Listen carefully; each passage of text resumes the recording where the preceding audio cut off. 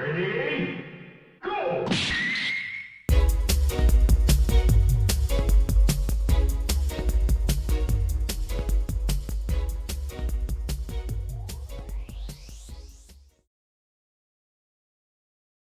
Hello, it is me again, talking about some more video games. The newest Doom game I played all the way through, and I kind of wanted to tell you my thoughts on it. Cribbing from my piece from Substack called "Shield Thine Eyes." Um, that's kind of the tagline for this game I've kind of found. But yeah, I wanted to talk about this game. I want to talk about honestly how much I love Doom 2016, and kind of how the two kind of are in conversations with one another and also Eternal as a series for the reboot series. And I kind of want to talk about the best weapon in video games now because this game has it. And yeah, enjoy. I really enjoyed this game. I think id Software they've reinvented it again. Uh, the Doom series again. They did it successfully. They are just at the top of their game. They've reinvented Doom for the third consecutive time, and this one might be my favorite game in terms of how it plays. The combat loop here is just stellar. It's so good. Um, so a little bit of background. My history with Doom kind of goes back a little bit. I played every game in the mainline series. I finished every game to completion, save for Doom 64 and Doom 3, which I plan to get to at some point. I want to kind of have a big video or or podcast of some kind about my history with the entire kind of like a retrospective on the whole series, right? But yeah, I love this series. I played every game, um, if not finished most of them. They're kind of the Doom series is kind of what I go to for like comfort food in the world of gaming. They're like shooter soul food. That's kind of the way I think about it. Every time I play a game in the series, either coming back to old ones or playing through the ones I haven't gone through, I kind of get in this like flow state with them. Um, it's like really comforting to know I can get into that with a game, even though it's a known quantity, right? And yeah, it's like a safe haven for me whenever I'm not sure what I want to play. It's something I know the breadth and depth of, um, you know, relatively intimately for each title. And it's like a security blanket, I kind of feel by playing the games in this franchise. I don't get that feeling, honestly, with many other games. My favorite of the whole series has to be the Doom reboot, the Doom 2016 game. It's kind of the first of this reboot series. Um, and even with Doom Eternal coming out, and then also Doom: The Dark Ages most recently, this still remains the case. I think 2016 is almost a perfect game. It's not perfectly made or anything, but like I personally find very very few faults with that game. Um, there's just something about it that captivates me. I don't know what it is. Like the tone is just right. The tone is killer. The gameplay is killer. The story is kind of hidden there when you want to find it, but it's compelling enough for you to see it through. But yeah, it's that first game. It's something I can't quite quantify. It's like a whole. It's like the whole package in terms of just sheer quality all the way through, like from the campaign to its tone, the personality of the Doomslayer, the like I said, the surprising amount of lore hidden in the codices of the game, and the soundtrack is just out of this world good. Mick Gordon is like on another level with Doom 2016 soundtrack. It is super super good. Um, it's like this industrial heavy metal. Um, you know, it's got more industrial rock, honestly. But yeah, everything about that first game just hits for me. It just hits. And it was kind of funny because when it came out, Doom 2016 was an uncertainty, you know, and as time kind of went on and people kind of started playing it and understanding it, it kind of became undeniable, like what it was. People went from like, I don't know about this to, oh my God, they did it. They reinvented this classic series, right? Um, and yeah, I played it this year, and I figured I would fold it into my two reviews about Doom Eternal and this, and maybe I'll do an actual breakout review about it. I'm not sure, but yeah, when kind of still talking about it, since I played it recently, I played that Eternal and then Doom: The Dark Ages this year to kind of replay the first couple and or play. I hadn't played Doom Eternal, until I finally came to it this year. But yeah, that first game, it still looks great. It runs beautifully on whatever platform you play it on. Even Switch, honestly, that it's one of those um it's one of those Switch ports that like is kind of unbelievable, you know? Um and sorry, my mic's a little hot.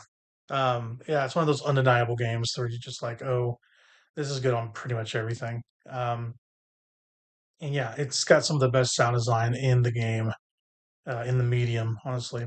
Plays buttery smooth. It's like it might be my pick for my favorite shooter I've ever played.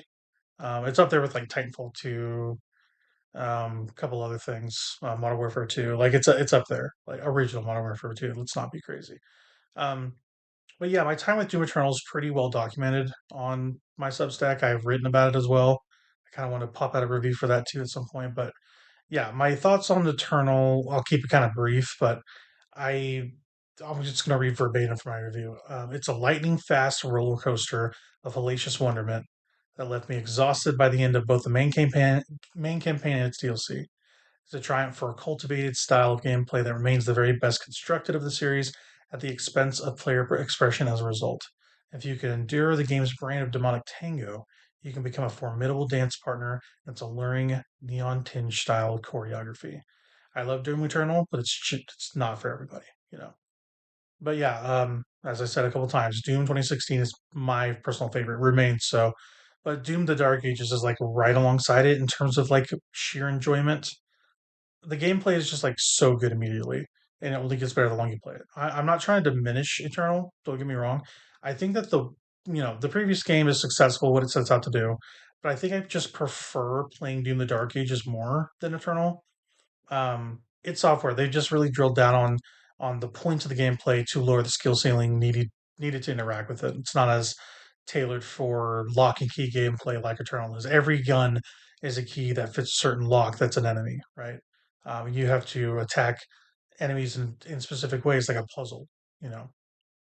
And it's tough. It's tough to kind of get your head around if you're not used to it, especially coming off of 2016, which is not so um, like I said, cultivated. Everything is very like freewheeling and dealing in that first game. The second one's like, nope, you need to play it the way we want to play it, or good luck. It's kind of like Sekiro that way, you know. Um, and yeah, I think it's smart changes. It's made mechanical choices with the Doom: The Dark Ages, and I think thematic decisions are kind of a big deal here. And I think every new choice they decide to make for this game is for the better. Um, and, kind of talking about this reboot series in general, like in some ways, every game in the reboot series of games is kind of a reaction to the last one. It, id Software as its core as a studio is an iterative company in terms of its game design fundamentals. They take things that worked and didn't work from each game, drastically change and alter the core gameplay loop each time, and personally, I think it's kind of cool that there are different flavors of Doom that all work, all with specific changes that work in their separate ways. Um, each game in the new series feels different, looks different, sounds different, but each retains that core design language of Doom. Certain thematic tenets still are intact, but like the original philosophy of Doom as a franchise is still there. Um, Honestly, I think it's pretty mind-boggling how different and how good each game is when compared to the others in its series. I think every game exists on its own, like remarkably well, but they also live, alongside each other in conversation. You can kind of see the design through line here in the last three games, and from Eternal and Doom: The Dark Ages, they were reactionary to the previous, right? Um, and yeah, I kind of lay it out like this: like 2016 Doom 2016 is like a confidence statement. Like we're here, Doom's back, it's better than ever. Doom Eternal kind of builds upon that with like some deep mechanical complexity, changing the format. Like I think Hugo Martin said this. Like people were just playing through that game with Super Shotgun 2016, and they didn't want that. They wanted people to experiment and well, not so much experiment. They wanted them to use all the tools in their kit, and people weren't doing that. So they kind of devised a way to kind of make every weapon you're using a necessity to kind of get out of your combat puzzle, right? Like you have to interact with every part of your kit if you want to succeed and survive.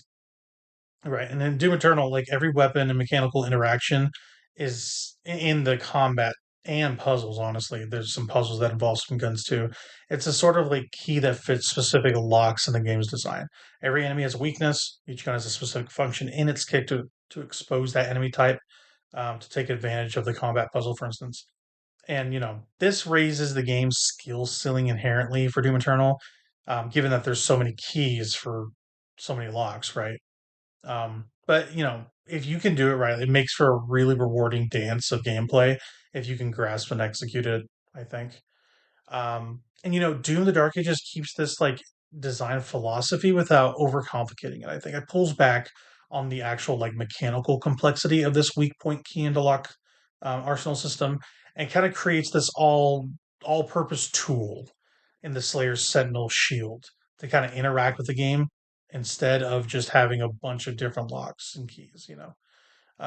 It pairs down these systems and it does like a lot of good for the legibility and execution of that kind of that idea they wanted to drill down in, when they introduced that in Eternal.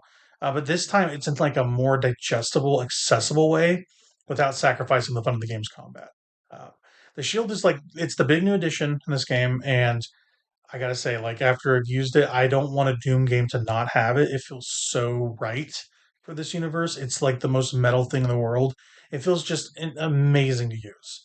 I think personally, like its implementation in this game is even better than the Super Shotgun's grapple hook implement in Doom Eternal, which I previously, in my previous review for Eternal, had dubbed it the best feeling mechanic in video games. But the shield here is even better, does way more, feels incredible in combat.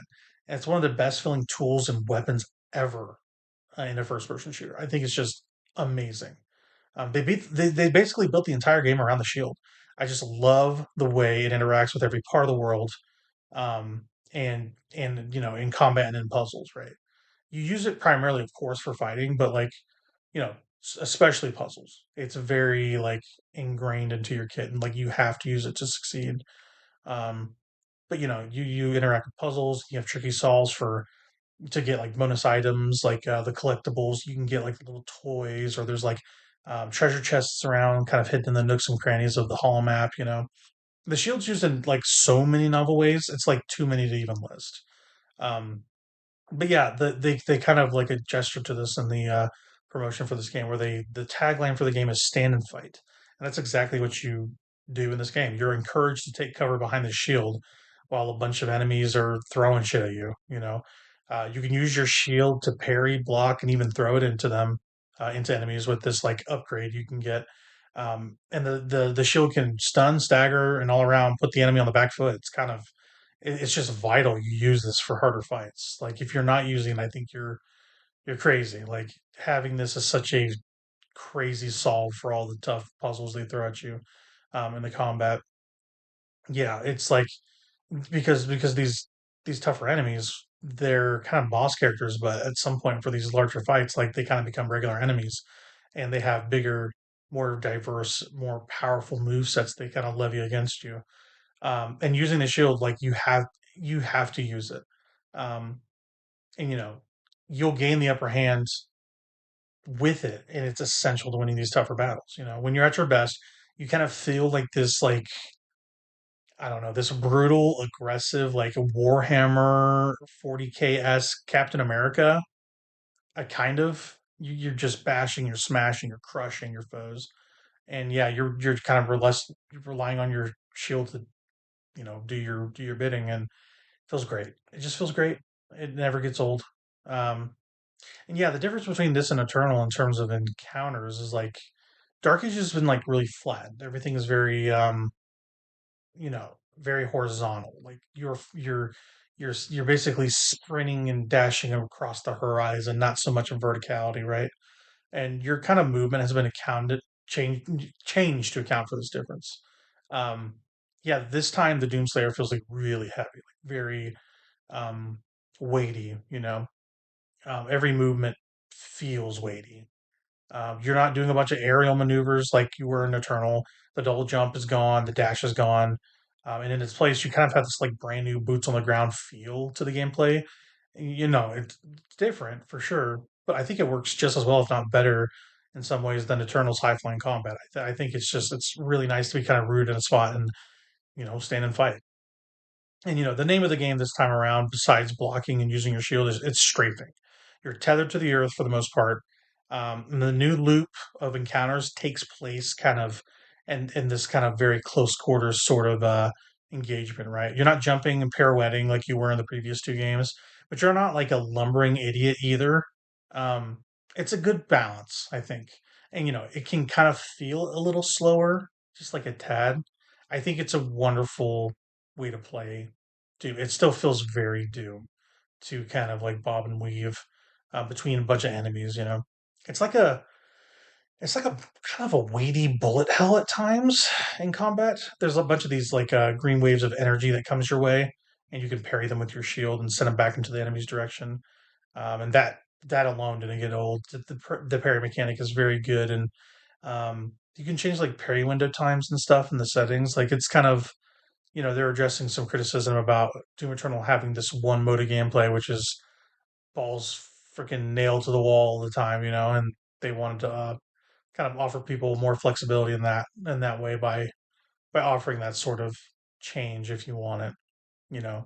And this like this engagement of this close core combat, like you're dodging back and forth, up and down in your foe's directions, and this kind of like give and take of the space in between, like feels really tactical and satisfying. You're like, it feels like the AI is pretty smart too. Like for some of the higher level enemies, it kind of feels like you're trying to suss each other out every time, kind of giving and taking land between you and them.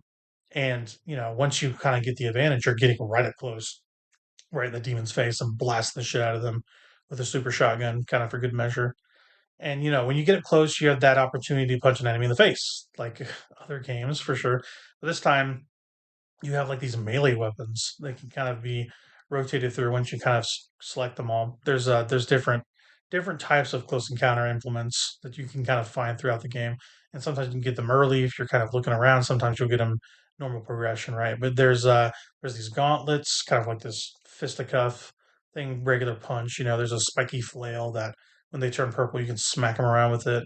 And then there's like a bony mace. It's like got a one charge. It's devastating. Use it against big boys, and if you don't kill them, you'll knock off all their armor or something for the harder engagements. And each of them do different amounts of damage depending on what you want to use. Like I think the punch, whatever, it's kind of like your blood punch from the first game or from Eternal, I should say, but it's kind of been broken out in this more glory kill function. It's not the glory kill, but it's like very similar to it, and it's got more charges than like the flail or even the mace, but it does less damage.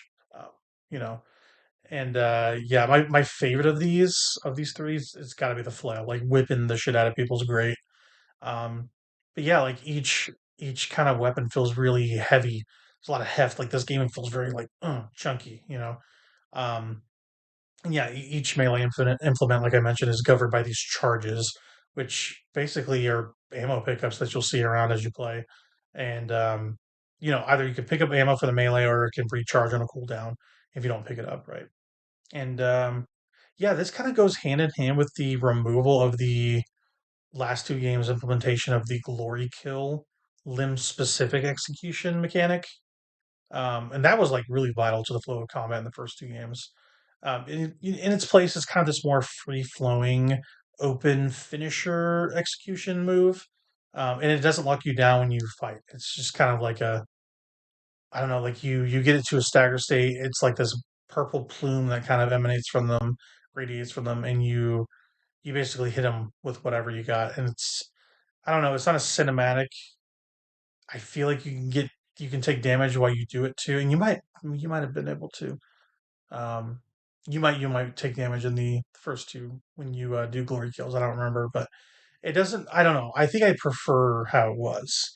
It's not bad, like this new way to do it, but it it just doesn't take as long to execute a kill when the indicator shows up, as compared to the cinematic flair of the previous system. And it's fine. I just think I liked it how it was, to be honest. It doesn't feel like a necessary change. And there's like these breaks in combat with like these interesting.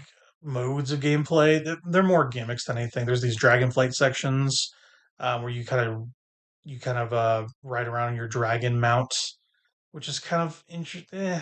It's like kind of Panzer Dragoonish. It's not all on rails, but it's very counter based, very parry based. I don't know. It feels like a rail shooter most of the time. And then you have these like Rock'em Sock'em Atlan segments where you're kind of driving mechs like from Pacific Rim, you know, and beating up big old demon monsters, which is fun. Like they're perfunctory and they're perfunctory at the best times and kind of mid to bad at the worst, right? We like the changing gameplay is welcome, I'll say. Like each of these gameplay, kind of diversions play akin to like Punch Out, where you kind of rely on pattern recognition to kind of solve your encounters. It's not very tough. They're pretty low stakes. But they're like, playable set pieces that they're pretty fun for what they are, on the best of times. But yeah, like all in all, I have to say this version of Doom's combat is just excellent. It might be my favorite in any of the games. Um in the new series at least. It's by far my favorite type of gameplay in the series, I think. But yeah, the combat's well made, it's responsive, it's hefty, and it sounds really good. I love pretty much every aspect of the way this game plays. The fact that the core loop has been like reimagined again, and it's even better. It's just kind of staggering, you know. And just like every one of these things, like it's gonna divide the fan base on who prefers what. But I think, in my opinion, like I stated before, like having options for what you like in the same series is rare. And it's pretty cool. Like not many series get this chance to reinvent themselves as many times and be as good in each way they do it. Kind of talking about the enemies you're kind of engaging with. The number of enemies on screen at any time in fights is pretty staggering. You kind of need to keep your head on a swivel. And if you don't pay attention, like on hard difficulties, you'll get swatted in an instant if you're not careful. There's like these larger leader enemies in Doom, the Dark Ages, that are like they're basically mini bosses. And they get like a big old um, health bar, and you have to like whittle down this like small army to even drop the shield on this big guy. Um, but yeah, once this has been done, you can fight them, and as a reward for killing them, they'll give you an upgrade to your basic abilities or skills, like kind of ammo capacity, health pips, shield um, integrity, or something like that, etc. Um, each one of these fights gets pretty hairy, but like I loved doing them, even as the game went along. They always give you good stuff. And there's like optional fights here that like when they're conquered can also yield optional rewards like the like collectibles or even currency. But if you want to get all the stuff on the map, it's really fun to treasure hunt. And kind of keeping with the two previous games in the series, like the two reboot games, there's lots of collectible toys and golden currency spots like in these treasure chests to find on the map. And yeah, the latter of which, the gold, you can kind of use to upgrade your weapons in the menus. It's really slimmed down the amount of currencies you're juggling, as compared to Eternal, to just this like gold currency you can use to fund your weapon modding habits. And another fun thing is like, kind of talking about how muscular this game is, like busting open chests throughout the levels always felt satisfying. And every time you smack the chest open, a bunch of gold coins kind of shower you. Um, and yeah, like breaking these gold chests feels really crunchy. I like doing that a fair bit. Um, yeah, and gold lets you get level up your weapons, give you different modifiers, different functionalities, training perks, etc. You have a big arsenal here, even more so than the previous two games in the series of the reboots. And instead of having multiple functions for every gun, like in 2016 and Eternal, you instead just collect a second version of the type of gun you want to equip. It'll have like a different fire rate or something, and it'll do like a variant of the first kind's firing capacity. For instance, you'll like get an energy gun that, when you collect its second version, becomes more powerful and deadly. It's really cool to have almost like two revolving armories of weapons to kind of like take him to battle with you. And yeah, I think the types of weapons here fit really well with the themes of the Dark Ages story. There's a bunch of like wacky guns that collect, and they're really like visually distinct. They feel pretty unique when you use them, and they sound awesome when you fire them. Some of my personal favorites of the bunch are the Pulverizer, which is a gun that grinds up human skulls to spit out like this bone flak. and like a wide arc. I'm dead serious. Like that's what that gun is. It's amazing. It's very inspired. The chain shot. It's like this medieval ball and chain cannon. When shot, like can retract back into its barrel, and if you hold down the trigger button, it can be charged up for larger, more devastating attacks. And yeah, of course, the super shotgun as well. It's even better in this game somehow than Eternal, which is insane. But then, yeah, there's even more guns to shoot too. But these are just like my favorites. They also like, in keeping with the medieval theme and feel, they included the BFC or the big fucking crossbow. It's hilarious. It's kind of like a cheeky medieval themed version of the BFG from the past games. Yeah, it just seemed like the designers had a lot of fun making these weapons, because honestly, I sure had fun using them.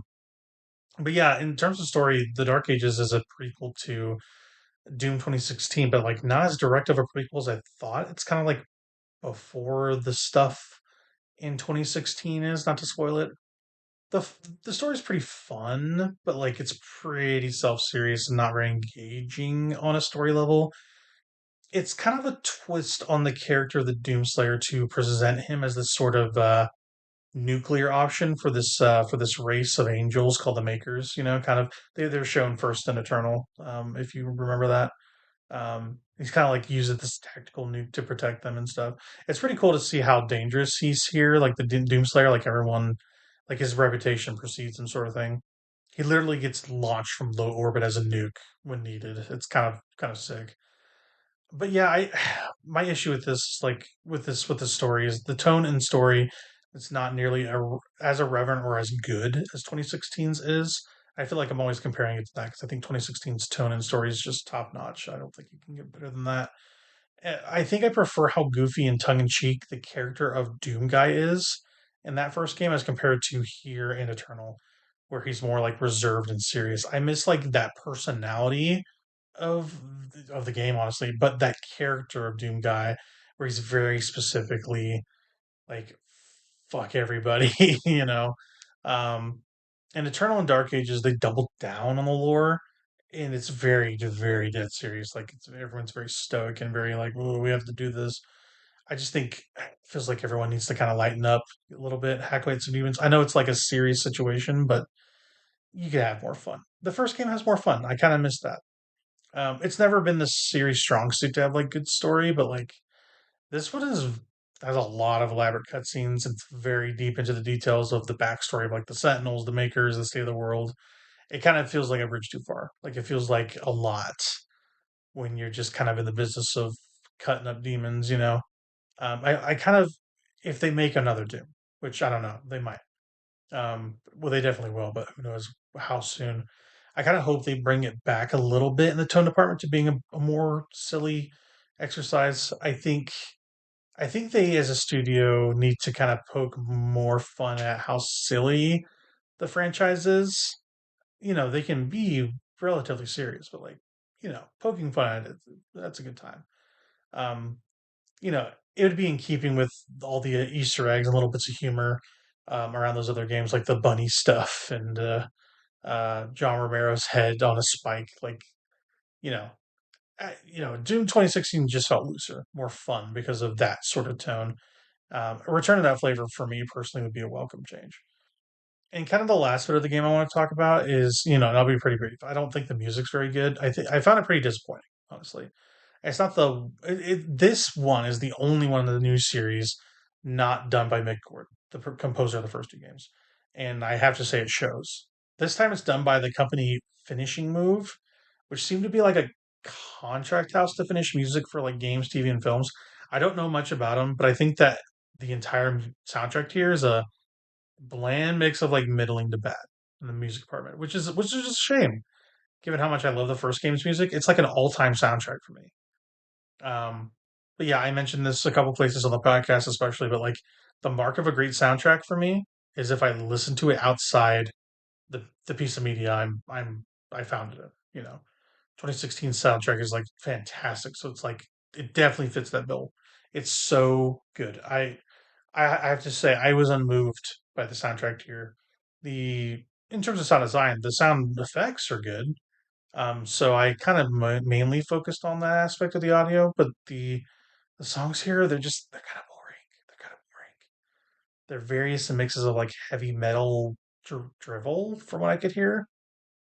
That's the most damning thing I could say about the music is that it's boring. The quality of things kind of are important to me in media.